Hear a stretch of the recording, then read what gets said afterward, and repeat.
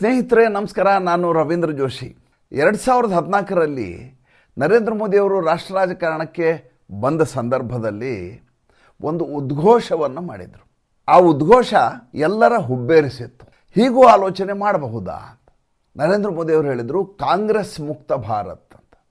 ಈ ದೇಶದಲ್ಲಿ ಇಷ್ಟೆಲ್ಲ ಅಪಸವ್ಯಗಳಾಗಲಿಕ್ಕೆ, ಇಷ್ಟೊಂದು ಭ್ರಷ್ಟಾಚಾರ ಆಗಲಿಕ್ಕೆ, ಈ ರೀತಿಯ ಸ್ವಾರ್ಥ ಲಾಲಸೆಯ ರಾಜಕಾರಣ ಶುರುವಾಗಲಿಕ್ಕೆ ಕಾಂಗ್ರೆಸ್ಸೇ ಕಾರಣ. 1947ರಿಂದ ಇಲ್ಲಿಯವರೆಗೂ ನಿರಂತರವಾಗಿ ಅವ್ರದ್ದೇ ಆಡಳಿತ ಇರೋದರಿಂದ ಈ ರೀತಿಯ ಸ್ಥಿತಿ ಬಂದಿದೆ ಈ ದೇಶಕ್ಕೆ. ಈ ದೇಶ ಉಜ್ವಲ ಆಗಬೇಕು ಅಂತಂದರೆ ಕಾಂಗ್ರೆಸ್ಸು ಇರಕೂಡದು ಅನ್ನುವುದು ಅವರ ಧೋರಣೆಯಾಗಿತ್ತು. ಈ ವಿಷಯದಲ್ಲಿ ಅವರು ಸಾಕಷ್ಟು ಮುಂದೆ ಬಂದಿದ್ದಾರೆ. ಭಾರತೀಯ ಜನತಾ ಪಾರ್ಟಿ NDA ಬಹಳಷ್ಟು ಕಡೆಗಳಲ್ಲಿ ಕಾಂಗ್ರೆಸ್ಸನ್ನು ಸಂಪೂರ್ಣವಾಗಿ ನೆಲಕಚ್ಚುವ ಹಾಗೆ ಮಾಡಿದೆ. ಹಾಗಂತ ಕಾಂಗ್ರೆಸ್ಸು ಸಂಪೂರ್ಣವಾಗಿ ಪತನಗೊಂಡಿಲ್ಲ. ಆದರೆ ಅದನ್ನು ಪತನಗೊಳಿಸುವ ನಿಟ್ಟಿನಲ್ಲಿ ನಿರಂತರವಾಗಿ ಶ್ರಮಿಸ್ತಾ ಇರುವವರು ನರೇಂದ್ರ ಮೋದಿಯವರಲ್ಲ, ಸ್ವತಃ ರಾಹುಲ್ ಗಾಂಧಿಯವರು. ಇವತ್ತು ಹೇಗಾಗಿಬಿಟ್ಟಿದೆ ಅಂದರೆ, ಕಾಂಗ್ರೆಸ್ಸಿಗರಿಗೆ ಸ್ವತಃ ರಾಹುಲ್ ಗಾಂಧಿ ಮಗ್ಗುಲ ಮುಳ್ಳಾಗಿ ಕಾಡ್ತಾ ಇದ್ದಾರೆ. ಈತ ಏನಾದರೂ ಮಾತಾಡಿದರೆ ಎಲ್ಲಿ ಎಡವಟ್ಟಾಗಿಬಿಡುತ್ತೋ, ಎಲ್ಲಿ ಪಕ್ಷಕ್ಕೆ ಭಾಳ ದೊಡ್ಡ ಮಟ್ಟದ ಮುಜುಗರ ಆಗುತ್ತೋ ಅಂತ ಅದರ ಬಹಳಷ್ಟು ನಾಯಕರು ಆಲೋಚನೆಯನ್ನು ಮಾಡ್ತಾರೆ. ಆಮೇಲೆ ಕಾಂಗ್ರೆಸ್ಸಿಗಿರುವಂಥ ಅತಿ ದೊಡ್ಡದಾದಂಥ, ಅಲ್ಲಿ ಅವ್ರ ನಾಯಕರಿಗಿರುವಂಥ ಅತಿ ದೊಡ್ಡದಾದಂಥ ಆತಂಕ ಏನು ಅಂದರೆ, ತಮಗೆ ಇನ್ನು ಮುಂದೆ ಭವಿಷ್ಯವಿಲ್ಲ ಅನ್ನೋದು ಸ್ಪಷ್ಟವಾಗಲಿಕ್ಕೆ ಶುರುವಾಗಿದೆ. ಏಕೆಂದರೆ ಭಾರತೀಯ ಜನತಾ ಪಾರ್ಟಿ NDAನ ನಾಗಾಲೋಟ ಇದೆಯಲ್ಲ, ಆ ನಾಗಾಲೋಟವನ್ನು ತಡೆ ಹಿಡಿಯುವಲ್ಲಿ ವಿಪಕ್ಷ ಸಂಪೂರ್ಣವಾಗಿ ವಿಫಲಗೊಂಡು ಬಿಟ್ಟಿದೆ. ಹೀಗಾಗಿ ತಮ್ಮ ರಾಜಕೀಯ ಭವಿಷ್ಯವೇ ಇರುವುದಿಲ್ಲ ಅನ್ನುವಂಥ ಒಂದು ಮನಸ್ಥಿತಿಗೆ ಭಾಳಷ್ಟು ಜನ ಕಾಂಗ್ರೆಸ್ಸಿಗರು ಬಂದಿದ್ದಾರೆ. ಆದರೆ ವಿಧಿ ಇಲ್ಲ. ಏನಾಗಿದೆ ಅಂದರೆ, ಮೊದಲನೇದಾಗಿ ಕಾಂಗ್ರೆಸ್ ಅನ್ನೋದು ಒಂದು ಪಕ್ಷವಲ್ಲ, ಅದು ಪಾರ್ಟಿ ಅಂತ ನೀವು ಕನ್ಸಿಡರ್ ಮಾಡಲಿಕ್ಕೆ ಆಗೋದಿಲ್ಲ. ಅದೊಂದು ಕುಟುಂಬದ ಅರಸೊತ್ತಿಗೆ. ಆ ಕುಟುಂಬವಿಲ್ಲದೆ ಪಕ್ಷವನ್ನು ನೀವು ಕಲ್ಪಿಸಿಕೊಳ್ಳಲಿಕ್ಕೆ ಸಾಧ್ಯವಿಲ್ಲ. ಈ ಗಾಂಧಿ ಅನ್ನುವಂಥ ಪರಿವಾರ ಇದೆ, ನೆಹರು ಪರಿವಾರ ಏನಿದೆ, ಆ ನೆಹರು ಪರಿವಾರ ಮುಕ್ತವಾದಂಥ ಕಾಂಗ್ರೆಸ್ಸನ್ನು ಆಲೋಚನೆ ಮಾಡಲಿಕ್ಕೆ ಸಾಧ್ಯ ಇಲ್ಲ. ಒಂದು ವೇಳೆ ಆ ರೀತಿಯದಾದಂಥ ಗಾಂಧಿ ಪರಿವಾರದ ಮುಕ್ತವಾದಂಥ ಕಾಂಗ್ರೆಸ್ಸನ್ನು ನೀವು ಕಲ್ಪಿಸಿಕೊಂಡದ್ದೇ ಆದರೆ ಮುಂದೆ ಅದರ ಭವಿಷ್ಯ ಹೇಗಿದೆ ಅಂತ ನೀವು ಯಾವುದೇ ರೀತಿಯದಾದಂಥ ಊಹೆಯನ್ನಾಗಲಿ ಕಲ್ಪನೆಯನ್ನಾಗಲಿ ಮಾಡ್ಕೊಳ್ಳಿಕ್ಕೆ ಸಾಧ್ಯವಿಲ್ಲ. ಇನ್ನು ಗಾಂಧಿ ಪರಿವಾರ, ಅವರು ಕಾಂಗ್ರೆಸ್ಸಿನ ವಿನಃ ಅವರ ಅಸ್ತಿತ್ವವೇ ಇಲ್ಲ. ಇದು ಒಂದು ರೀತಿಯ ಅಂಗಡಿಗೆ ಮಾಲೀಕರಿಲ್ಲಾರ್ದ ಅಂಗಡಿ ಹೆಂಗಿರುತ್ತೋ ಆ ರೀತಿಯ ಕಾಂಗ್ರೆಸ್ ಸ್ಥಿತಿ ಆಗಿಬಿಡುತ್ತೆ. ಯಾರ್ಯಾರಿಗೆ ಇದು ಭಾಳ ದೊಡ್ಡದಾದಂಥ ಮಗ್ಗುಲ ಮುಳ್ಳು ಅನಿಸಿದೆಯೋ ರಾಹುಲ್ ಗಾಂಧಿ ಮತ್ತು ಈಗಿರುವಂಥ ಕಾಂಗ್ರೆಸ್ಸಿನ ವ್ಯವಸ್ಥೆ, ಅವರೆಲ್ಲ ಕಾಂಗ್ರೆಸ್ಸನ್ನು ಬಿಟ್ಟು ಈಗಾಗಲೇ ಹೋಗಿದೆ. ಗುಲಾಂ ನಬಿ ಆಜಾದಿಂದ ಹಿಡಿದು ಜಿತಿನ್ ಪ್ರಸಾದ್ನಿಂದ ಹಿಡಿದು ಜ್ಯೋತಿರಾದಿತ್ಯ ಸಿಂಧಿಯಾದಿಂದ ಹಿಡಿದು ಎಲ್ಲರೂ ಯಾರಿಗೆ ಭವಿಷ್ಯ ಬೇಕೋ, ಯಾರಿಗೆ ರಾಜಕೀಯವನ್ನೇ ಮಾಡಬೇಕು ಅಂತ ಆಸೆ ಇದೆಯೋ ಅವರೆಲ್ಲ ಕಾಂಗ್ರೆಸ್ಸನ್ನು ತೊರೆದು ಹೋಗಿದೆ. ಇನ್ನು ಉಳಿದವರು ಅಡ್ಡಗೋಡೆಯ ಮೇಲೆ ದೀಪ ಇಟ್ಟ ಹಾಗೆ ಮೇಲ್ಗಡೆ ಕೂತಿದ್ದಾರೆ. ಈ ಕಡೆ ಹೋಗಲಿಕ್ಕೆ ಬೇರೆ ದಾರಿ ಇಲ್ಲ. ಕಾಂಗ್ರೆಸ್ನಲ್ಲೇ ಇರಬೇಕು ಅಂತಂದ್ರೆ ಭವಿಷ್ಯವಿಲ್ಲ ಅಂತ ಗೊತ್ತಾಗಿದೆ. ಶಶಿ ತರೂರ್ ಥರದವರು ಆ ರೀತಿಯದಾದಂಥ ಸಂದಿಗ್ಧದಲ್ಲಿ ವಿಲವಿಲ ಒದ್ದಾಡ್ತಾ ಇದ್ದಾರೆ. ಈ ಸಂದರ್ಭದಲ್ಲಿ ರಾಹುಲ್ ಗಾಂಧಿ ಮುಕ್ತವಾಗಿ ಕಾಂಗ್ರೆಸ್ಸನ್ನು ಮಾಡಲಿಕ್ಕೆ ಸಾಧ್ಯವಾ ಅಂತ ಒಂದಷ್ಟು ಆಲೋಚನೆಗಳು ಒಂದು ಕಡೆ ನಡೆದರೆ, ಮತ್ತೊಂದು ಕಡೆ ಪಟ್ಟಭದ್ರ ಹಿತಾಸಕ್ತಿಗಳು ರಾಹುಲ್ ಗಾಂಧಿಯವ್ರನ್ನ ಹೇಗಾದರೂ ಮಾಡಿ ಅವರ ನಾಯಕತ್ವ ಇನ್ನಷ್ಟು ಸದೃಢಗೊಳ್ಳಬೇಕು ಅಂತ ಇನ್ನಿಂದಾಗಿ ಪ್ರಯತ್ನ ಮಾಡ್ತಾ ಇದ್ದಾರೆ. ಅದು ಸಾಧ್ಯ ಆಗಲಾರದ ಮಾತು. ಏಕೆಂದರೆ ರಾಹುಲ್ ಗಾಂಧಿಗೆ ರಾಜಕಾರಣ ಅನ್ನೋದು ಪಾರ್ಟ್ ಟೈಮ್ ಜಾಬ್ ಅಂತ ಸ್ವತಃ ಗುಲಾಂ ನಬಿ ಆಜಾದ್ ಹೇಳಿದರು. ಇದಕ್ಕಿಂತ ಮಜಾ ಅಂದರೆ, ತಾನು ನಿರಂತರವಾಗಿ ವಿದೇಶದಲ್ಲಿ ಇರಲಿಕ್ಕೆ ಒಂದಿಲ್ಲೊಂದು ಯಾವುದಾದ್ರೂ ಸ್ಕ್ಯಾಂಡಲ್ಗಳನ್ನು ಗೊಂದಲವನ್ನು ಉಂಟು ಮಾಡುವುದು ಅವರ ಮನಸ್ಥಿತಿ ಅಂತ ಅಸ್ಸಾಂನ ಮುಖ್ಯಮಂತ್ರಿ ಮೊನ್ನೆ ಹೇಳಿದರು, ಹಿಮಂತ ಬಿಸ್ವ ಶರ್ಮಾ ಅವರು.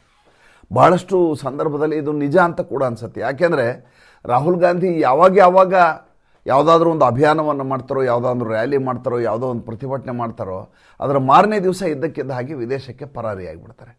ಪರಾರಿ ಅನ್ನುವಂಥ ಶಬ್ದವನ್ನು ಯಾಕೆ ಬಳಸ್ತಾ ಇದ್ದೀನಿ ಅಂದರೆ, ರಾಹುಲ್ ಗಾಂಧಿಯವರು ಯಾವುದೇ ಅಧಿಕೃತವಾದಂಥ ಕಾರ್ಯಕ್ರಮ ಅಂತ ಹೇಳಿಕೊಳ್ಳುವಂಥ ಯಾವುದೇ ಕಾರ್ಯಕ್ರಮಕ್ಕೆ ಹೋಗೋದಿಲ್ಲ.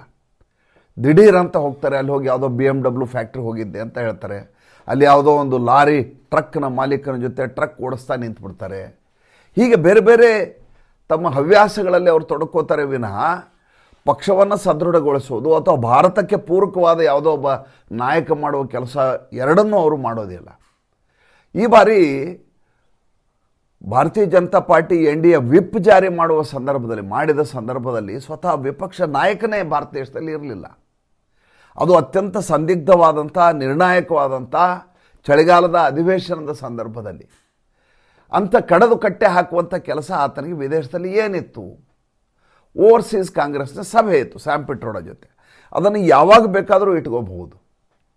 ಜರ್ಮನಿಯಲ್ಲಿ ಪಕ್ಷವನ್ನು ಏನು ಪ್ರತಿಷ್ಠಾಪನೆ ಮಾಡಬೇಕಾಗಿಲ್ಲ, ಅಥವಾ ಅಲ್ಲಿ ಹೋಗಿ ಚುನಾವಣೆಯನ್ನು ಎದುರಿಸಬೇಕಾಗಿಲ್ಲ ಅಲ್ಲಿರುವಂಥ ಚಾನ್ಸಲರ್ ವಿರುದ್ಧವಾಗಿ, ಅಥವಾ ಅಲ್ಲಿ ಸದೃಢಗೊಳಿಸುವುದರಿಂದ ಭಾರತದ ರಾಜಕಾರಣಕ್ಕೆ ಯಾವುದೇ ರೀತಿ ಅನುಕೂಲಕರವಾದಂಥ ಯಾವುದೇ ಅಂಶಗಳಿಲ್ಲ.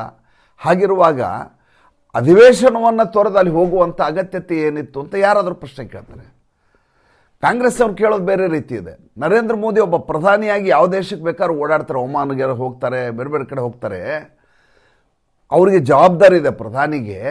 ರಾಹುಲ್ ಗಾಂಧಿ ಯಾಕೆ ಹೋಗಬಾರ್ದು ಅಥವಾ ವಿಪಕ್ಷ ನಾಯಕ ಅಂತ ಭಾಳಷ್ಟು ಜನ ಪ್ರಶ್ನೆಯನ್ನು ಕೇಳಿದ್ರು. ನಾನು ಹೇಳಿದೆ, ನರೇಂದ್ರ ಮೋದಿ ಒಬ್ಬರೇ NDA ಸರ್ಕಾರ ಅಲ್ಲ. ಅಲ್ಲಿ ಗೃಹ ಸಚಿವರಿದ್ದಾರೆ, ಅಲ್ಲಿ ರಕ್ಷಣಾ ಸಚಿವರಿದ್ದಾರೆ, ಅಲ್ಲಿ ಉತ್ತರ ಕೊಡಲಿಕ್ಕೆ ಬೇಕಾದಷ್ಟು ಜನ ಜವಾಬ್ದಾರಿಯುತ ವ್ಯಕ್ತಿಗಳಿದ್ದಾರೆ. ಸಂಸತ್ತಿನ ನಡಾವಳಿಗಳೇನು ಅಂತ ನೋಡ್ಕೊಳ್ಳಿಕ್ಕೆ ಕಿರಣ್ ರಿಜಿಜು ಇದ್ದಾರೆ. ಇಷ್ಟೆಲ್ಲ ವ್ಯವಸ್ಥೆಯನ್ನು ಇಟ್ಟುಕೊಂಡು ತನ್ನ ಅನುಪಸ್ಥಿತಿಯಲ್ಲಿಯೂ ಸರ್ಕಾರ ಸಹಜವಾಗಿ ಸರಾಗವಾಗಿ ನಡೆಯುವಂಥ ಒಂದು ವ್ಯವಸ್ಥೆಯ ನಿರ್ಮಾಣ ಮಾಡಿ ನರೇಂದ್ರ ಮೋದಿ ಅವರು ವಿದೇಶಕ್ಕೆ ಹೋಗಿದ್ದಾರೆ. ಹೋಗಿ ಒಂದು ಫ್ರೀ ಟ್ರೇಡ್ ಅಗ್ರಿಮೆಂಟ್ ಮಾಡ್ಕೊಂಡು ಬಂದಿದ್ದಾರೆ ಒಮಾನ್ನಿಂದ. ದೇಶಕ್ಕೆ ಲಾಭವನ್ನು ತಂದಿದ್ದಾರೆ. ರಾಹುಲ್ ಗಾಂಧಿ ಯಾವ ಆಡಳಿತ ಪಕ್ಷವನ್ನು ಘೇರಾವ್ ಮಾಡಬೇಕು, ಅದನ್ನು ಇನ್ನಿಲ್ಲದ ಹಾಗೆ ಇಕ್ಕಟ್ಟಿಗೆ ಸಿಲುಕಿ ಹಾಕಿಸ್ಬೇಕು, ಅಥವಾ ತನ್ನ ಕಾಂಗ್ರೆಸ್ಸಿನ 99 ಸಂಸದರೇನಿದ್ದಾರೆ ಅವರಿಗೆ ಬೇಕಾದಂಥ ಸವಲತ್ತುಗಳು ಸಿಗುವ ಹಾಗೆ, ಅಂದರೆ ಅವರ ಕಾನ್ಸ್ಟಿಟ್ಯೂಯೆನ್ಸಿಗಳಿಗೆ ಬೇಕಾದಂಥ ಏನೇನು ಅಭಿವೃದ್ಧಿ ಬೇಕಂತ ಅನುದಾನಗಳನ್ನು ಬಿಡುಗಡೆ ಮಾಡಿಸೋದು, ಅಲ್ಲಿರುವಂಥ ಸಮಸ್ಯೆಗಳಿಗೆ ಧ್ವನಿ ಆಗೋದು ಮಾಡಬೇಕು. ಅದನ್ನೆಲ್ಲ ಬಿಟ್ಟು ವಿದೇಶಕ್ಕೆ ಹೊರಟು ಹೋಗಿದ್ದಾರೆ ಅಂದರೆ ಅವರಿಗೆ ರಾಜಕೀಯದ ಬಗ್ಗೆ ಎಷ್ಟು ಗಾಂಭೀರ್ಯ ಇದೆ ಅನ್ನೋದ್ರ ಬಗ್ಗೆ ಯಾರಿಗಾದರೂ ಪ್ರಶ್ನೆ ಉಂಟಾಗುವುದು ಸ್ವಾಭಾವಿಕ. ಈಗ ಏನಾಗಿದೆ ಅಂದರೆ ಕಾಂಗ್ರೆಸ್ ಮುಕ್ತ ಭಾರತ ಅಂತ ನರೇಂದ್ರ ಮೋದಿ ಅವರು ಏನಂತ ಇದ್ರು, ಈಗ ಅದು ರಾಹುಲ್ ಗ್ರಸ್ತ ಕಾಂಗ್ರೆಸ್ ಆಗಿ ಕೂತಿದೆ. ಅದು ಅಂದರೆ ರಾಹುಲ್ ಅನ್ನುವಂಥ ವ್ಯಕ್ತಿ ಈಗ ಹೇಗಾಗಿದೆ ಅಂತಂದರೆ ಈ ಬಿಸಿ ತುಪ್ಪ ಉಗುಳೋ ಹಾಗಿಲ್ಲ, ನುಂಗೋ ಹಾಗಿಲ್ಲ. ನುಂಗಿದರೆ ಗಂಟ್ಲು ಸುಟ್ಕೊಂಡು ಹೋಗುತ್ತೆ, ಹೊಟ್ಟೆನ ಸುಟ್ಟು ಹೋಗುತ್ತೆ. ಉಗುಳಿದರೆ ಅವರಿಂದನೇ ಪಕ್ಷ ನಡೆಯೋದು, ಕಾಂಗ್ರೆಸ್ನ ಗಾಂಧಿ ಪರಿವಾರದಿಂದನೇ ಕಾಂಗ್ರೆಸ್ ಪಕ್ಷ ನಡೆಯುತ್ತೆ ಅನ್ನೋದು ಮನಸ್ಥಿತಿಗೆ ಕಾಂಗ್ರೆಸ್ನ ಭಾಳಷ್ಟು ಜನ ಮುಖಂಡರು ಬಂದುಬಿಟ್ಟಿದ್ದಾರೆ. ರಾಹುಲ್ ಗಾಂಧಿಯನ್ನು ತಿದ್ದಲಿಕ್ಕಾಗೋದಿಲ್ಲ, ರಾಹುಲ್ ಗಾಂಧಿ ಬದಲಾವಣೆ ಆಗೋದಿಲ್ಲ, ಕಾಂಗ್ರೆಸ್ಸು ಉದ್ಧಾರ ಆಗೋದಿಲ್ಲ. ಕಾಂಗ್ರೆಸ್ ಮುಕ್ತ ಭಾರತವನ್ನು ಉದ್ಘೋಷ ಮಾಡಿದ್ದು ನರೇಂದ್ರ ಮೋದಿ, ಅದನ್ನು ಮುಂದುವರಿಸ್ಕೊಂಡು ಹೋಗ್ತಾ ಇರೋದು ಸ್ವತಃ ರಾಹುಲ್ ಗಾಂಧಿ. ಕಾಂಗ್ರೆಸ್ಸು ಎಲ್ಲ ಕಡೆ ಪತನಗೊಳ್ಳಲಿಕ್ಕೆ ಕಾರಣೀಭೂತ ಆಗ್ತಾ ಇರೋದು ರಾಹುಲ್ ಗಾಂಧಿ. ಪ್ರತಿ ಚುನಾವಣೆಯ ಸಂದರ್ಭದಲ್ಲಿ 14, 19, 24 3 ಬಾರಿ ಲೋಕಸಭಾ ಚುನಾವಣೆಯಲ್ಲಿ ಇನ್ನಿಲ್ಲದ ಹಾಗೆ ಅಧಿಕಾರವನ್ನು ಕಳ್ಕೊಂಡು ಪತನಗೊಂಡಂಥ ಪಕ್ಷ ಕಾಂಗ್ರೆಸ್ಸು. ಎಲ್ಲ ರಾಜ್ಯಗಳು ಕೈಬಿಟ್ಟು ಹೋದು. ಮಧ್ಯಪ್ರದೇಶ ಕೈಬಿಟ್ಟು ಹೋಯಿತು, ರಾಜಸ್ಥಾನ ಕೈಬಿಟ್ಟು ಹೋಯಿತು. ಎಲ್ಲೆಲ್ಲಿ ಇವರು ಅಧಿಕಾರ ಇತ್ತು ಅಲ್ಲೆಲ್ಲಿಯೂ ಕೂಡ ಕಾಂಗ್ರೆಸ್ ಇರಲಾರ್ದ ಹಾಗೆ ಮಾಡಿದ್ದೇ ಸ್ವತಃ ರಾಹುಲ್ ಗಾಂಧಿ ಮತ್ತು ರಾಹುಲ್ ಗಾಂಧಿಯವರ ಒಂದಿ ಮಾಗದರು. ಅಲ್ಲಿ ಒಬ್ಬ ಅಧ್ಯಕ್ಷ ಅಂತ ಕೂಡಿಸಿದ್ದಾರೆ, 85 ವರ್ಷ ಈಗ ಅವರಿಗೆ. ಆ ಅಧ್ಯಕ್ಷ ಒಂದು ಯಾವುದಾದ್ರೂ ಸಮಸ್ಯೆಯನ್ನು ಅವ್ರ ಬಳಿ ತೆಗೆದುಕೊಂಡು ಹೋದರೆ ತಾನು ಅಧ್ಯಕ್ಷ ಅನ್ನುವುದನ್ನೇ ಮರ್ತು ಬಿಡ್ತಾರೆ, ನಾನು ರಾಷ್ಟ್ರೀಯ ಅಧ್ಯಕ್ಷ ಅನ್ನೋದು ಮರ್ತು ಬಿಡ್ತಾರೆ. ಹೈಕಮಾಂಡ್ ಜೊತೆ ಡಿಸ್ಕಷನ್ ಮಾಡ್ತೀನಿ ಅಂತಾರೆ. ಅಂದರೆ ತಾನು ಹೈಕಮಾಂಡು ಅಲ್ಲ ಅನ್ನೋದನ್ನು ಆತ ಪ್ರತಿ ಬಾರಿ ಸಾರ್ತಾರೆ. ಅಂಥ ಸ್ಥಿತಿಯಲ್ಲಿ ಇವತ್ತು ಕಾಂಗ್ರೆಸ್ ಇದೆ. ಹೀಗಿರುವಾಗ ರಾಹುಲ್ ಗಾಂಧಿ ಜವಾಬ್ದಾರಿಯುತವಾಗಿ ವರ್ತಿಸಬೇಕಾದ ವ್ಯಕ್ತಿ ವಿದೇಶಕ್ಕೆ ಹೋದ ಸಂದರ್ಭದಲ್ಲಿ ಒಂದು ಹೊಸ ಗುಂಪೊಂದು ತಯಾರಾಗ್ತಾ ಇದೆ ಅಂತ ಮೊನ್ನೆಯ ವಿದ್ಯಮಾನವನ್ನು ನೋಡಿದಾಗ ಯಾರಿಗಾದರೂ ಅನಿಸುತ್ತೆ, ಅದೇ ಪ್ರಿಯಾಂಕಾ ವಾಡ್ರಾ. ಎಂದೂ ಕೂಡ ವಿಪಕ್ಷದವರ ಜೊತೆ ಸುಮಧುರವಾಗಿ ವರ್ತಿಸಲಾರದ, ಬಾಂಧವ್ಯವನ್ನು ರಕ್ಷಿಸಿಕೊಂಡು ಹೋಗಲಾರದ, ಅವರ ಜೊತೆ ಒಂದು ರೀತಿಯ ಬಾಂಧವ್ಯವನ್ನು ಬೆಳೆಸೆಯುವಂಥ ಪ್ರಯತ್ನವನ್ನು ಮಾಡಲಾರದಂಥ ಪ್ರಿಯಾಂಕಾ ವಾಡ್ರಾ ಇದ್ದಕ್ಕಿದ್ದ ಹಾಗೆ ಓಂ ಪ್ರಕಾಶ್ ಬಿರ್ಲಾ ಅವರ ಚಹಾ ಕೂಟದಲ್ಲಿ ಪಾಲ್ಗೊಳ್ತಾರೆ. ಪಾಲ್ಗೊಳ್ಳೋದಷ್ಟೇ ಅಲ್ಲ, ಆಡಳಿತ ಪಕ್ಷದವ್ರ ಜೊತೆ ಹರಟೆ ಹೊಡಿತಾರೆ. ತನ್ನ ರಾಜಕೀಯ ನಡೆಯೇ ಬೇರೆ ಅಂತ ತೋರಿಸ್ಕೊಡ್ತಾರೆ ದ್ಯೋತಕವಾಗಿ. ಅಂದರೆ ಏನು ನಡೀತಾ ಇದೆ? ಇನ್ನು ರಾಹುಲ್ ಗಾಂಧಿ ಆಟ ನಡೆಯೋದಿಲ್ಲ, ನಾನು ವಾಪಸ್ ನನ್ನ ಬ್ಯಾಟನ್ನನ್ನು ನನ್ನ ಕೈಗೆ ತೊಗೋತೀನಿ, ನಾನು ಪಕ್ಷವನ್ನು ಮುನ್ನಡೆಸ್ತೀನಿ ಅಂತ ಏನಾದರೂ ಅವರು ಹೇಳ್ತಾ ಇದ್ದಾರಾ ಅಂತ ಯಾರಿಗಾದರೂ ಅನಿಸುವುದು ಸ್ವಾಭಾವಿಕ. ಇಷ್ಟು ದಿವಸ ನೆರಳಾಗಿದ್ದಂಥ ವ್ಯಕ್ತಿಯವರು. ಸೋನಿಯಾ ಗಾಂಧಿ ಚುನಾವಣೆಗೆ ನಿಂತ ಸಂದರ್ಭದಲ್ಲಿ ಸೋನಿಯಾ ಗಾಂಧಿಯ ಚುನಾವಣಾ ಪ್ರಚಾರಕ್ಕೆ ನಿರಂತರವಾಗಿ ಓಡಾಡಿದವರು ಪ್ರಿಯಾಂಕಾ ವಾಡ್ರಾ. ರಾಹುಲ್ ಗಾಂಧಿ ಚುನಾವಣೆಗೆ ನಿಂತ ಸಂದರ್ಭದಲ್ಲಿ ರಾಹುಲ್ ಗಾಂಧಿಗೆ ನೆರಳಾಗಿ ನಿಂತು ಆತ ಮಾಡುವ ಎಲ್ಲ ಅಪಸವ್ಯ, ಆತ ಮಾಡುವ ಎಲ್ಲ ಉಪದ್ರವ ಎಲ್ಲದಕ್ಕೂ ಧ್ವನಿಯಾದವರು ಮತ್ತು ಆತನಿಗೆ ಬೆನ್ನ ಹಿಂದೆ ನಿಂತವರು. ಹಾಗಿದ್ದವರು ರಾಜಕೀಯದಲ್ಲಿ ಮುಂಚೂಣಿಗೆ ಬರಬೇಕು ಅನ್ನೋಂಥ ತಹತೈಕೆ ಇದ್ದರೂ ಕೂಡ ಮುಖ್ಯ ಚುನಾವಣೆಯಲ್ಲಿ ನಿಲ್ಲಲಾರದೆ ಸೋದರ ಬಿಟ್ಟುಕೊಟ್ಟಂಥ ವಯನಾಡಿನಲ್ಲಿ ಉಪಚುನಾವಣೆಯಲ್ಲಿ ಗೆದ್ದವರು ಸೋದರನ ಅನುಪಸ್ಥಿತಿಯಲ್ಲಿ ಉಳಿದವ್ರ ಜೊತೆ ಸ್ನೇಹವನ್ನು ಬೆಸೀತಾರೆ ಅಂದರೆ ಇದರ ಅರ್ಥ ಏನು? ಕಾಂಗ್ರೆಸ್ನಲ್ಲಿ ಒಂದು ಹೊಸ ಧ್ವನಿ, ಹೊಸ ಆಶಯ ಟಿಸಿಲೊಡಿತಾ ಇದೆ. ಅದಕ್ಕೆ ಪ್ರಿಯಾಂಕಾ ವಾಡ್ರಾ ಇಂಬನ್ನು ನೀಡ್ತಾ ಇದ್ದಾರೆ ಅಂತ ಯಾರಿಗಾದರೂ ಅನಿಸುತ್ತೆ. ಮುಂದಿನ ದಿನಗಳಲ್ಲಿ ಏನಾಗುತ್ತೆ ಕಾದು ನೋಡೋಣ.